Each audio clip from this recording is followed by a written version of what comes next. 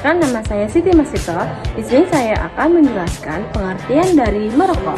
Merokok merupakan salah satu zat adiktif yang bila mana digunakan dapat mengakibatkan bahaya kesehatan.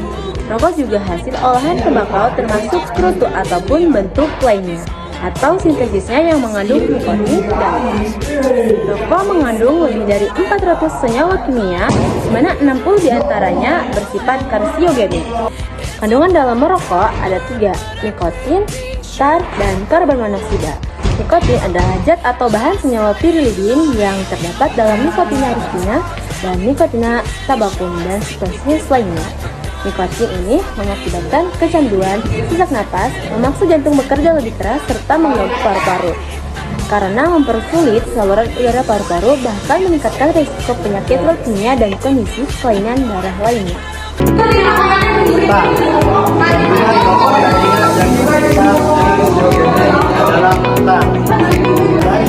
Yang terhirup oleh perokok akan menghilang paru-paru dan menyebabkan kecanduan paru-parunya. Kandungan rokok adalah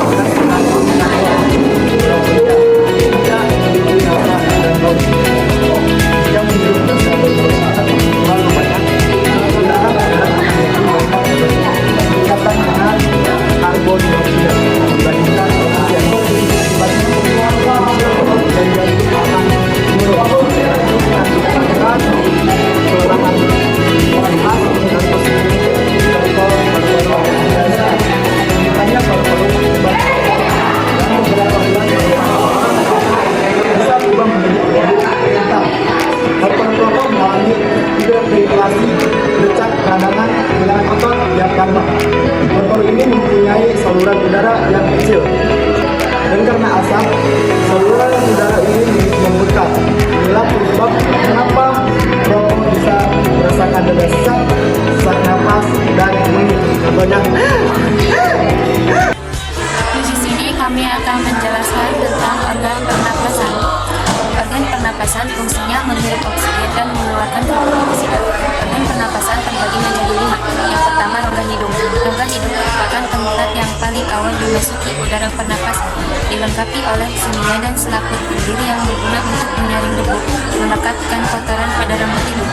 Yang kedua, paring. Dari rongga hidung, udara pernapasan menuju paring prototekap, merupakan rongga pertigaan ke arah saluran pencernaan.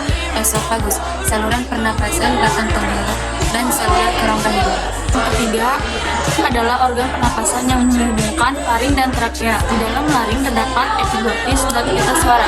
Epiglotis adalah ketut tulang rawan yang bentuknya seperti daun dilapisi sel epitel berfungsi menutup laring ketika makanan atau minuman jika ada debu.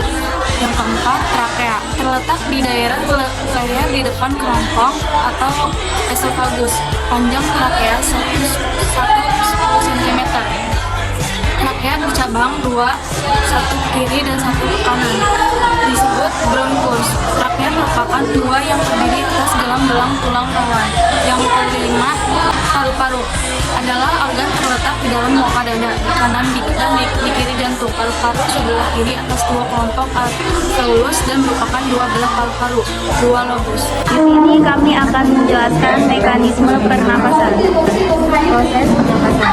Jadi, proses pengambilan udara tubuh disebut inspirasi atau nafas. Pengeluaran udara dari dalam tubuh disebut inspirasi menghembuskan nafas. Pernapas melibatkan 2 mekanisme pernapasan, yaitu pernapasan dada dan pernapasan perut. Pernapasan dada terjadi karena gerakan oleh kontraksi otot antar lutut interkostal. Pernapasan perut terjadi karena kontraksi otot yang sekat rongga dada yang membatasi rongga dada. Proses pernapasan. Yang pertama ada inspirasi. Inspirasi terjadi jika otot antar rusuk melakukan kontraksi sehingga tulang rusuk dan tulang dada terangkat ke atas. Pada saat inspirasi, otot diafragma juga berkontraksi sehingga letaknya agak mendatar. Diafragma akan membesar rongga perut hingga 5 cm ke bawah. Akibatnya rongga dada membesar. Dan yang kedua ada ekspirasi. Ekspirasi terjadi jika otot-otot antar rusuk relaksasi, yaitu tulang rusuk dan tulang dada turun kembali pada kedudukan semula sehingga rongga dada mengecil. Karena volume paru-paru berkurang, tekanan udara di paru-paru menjadi tinggi hingga udara akan keluar. Perbedaannya adalah keempat, inspirasi.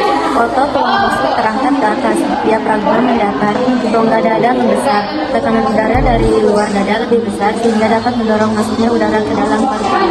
Dan ekspirasi. Otot tulang rusuk turun ke bawah, diafragma mengendul, rongga dada mengecil, tekanan udara dari dalam paru-paru lebih besar hingga udara. Baik, saya akan menjelaskan kelainan pada sistem pernapasan. Satu, berkurangnya jumlah hemoglobin. Berkurangnya jumlah hemoglobin dalam darah akan menghambat proses penyampaian oksigen ke dalam sel tubuh. Berkurangnya hemoglobin dapat disebabkan oleh anemia atau pendarahan berat. Yang kedua, kanker paru-paru. Penyakit ini dapat dipicu oleh polusi udara dan polusi asap rokok yang mengandung hidrokarbon termasuk benzokiren. Kanker paru-paru disebabkan paru-paru yang tidak berfungsi lagi. Dan yang ketiga, emfisema penyakit paru-paru degeneratif ini terjadi karena jaringan paru-paru kehilangan elastisnya akibat gangguan jaringan elastik dan kerusakan dinding di antara areal.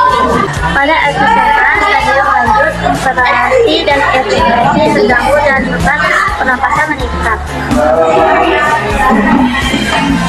Sehingga timbulnya komplikasi seperti hipertensi pulmoner, pembesaran jantung seperti gagal jantung, oleh merokok,